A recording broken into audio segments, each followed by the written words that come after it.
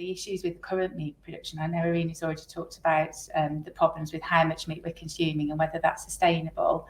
One of the biggest drivers, I think, is the contribution that the meat industry has to greenhouse gases.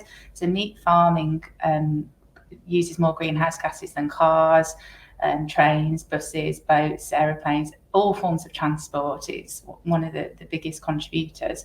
And when you think about a chicken breast, for example, if you were to cook a dinner with a couple of chicken breasts, that's probably going to have used around 1,000 litres of water just to get that chicken breast onto your plate. So when you think about the environmental impact of meat and the sustainability of the increasing drive and desire to eat meat, that's one of the main drivers. There's also other issues with meat intake, obviously animal welfare being a big part of that, and the risk of kind of disease spread through meat not being handled properly.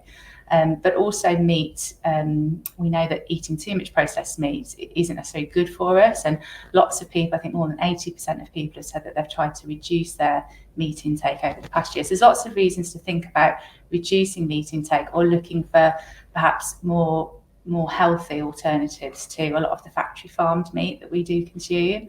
And that's really where, clean meat, cultivated meat, whatever you want to call it, comes in.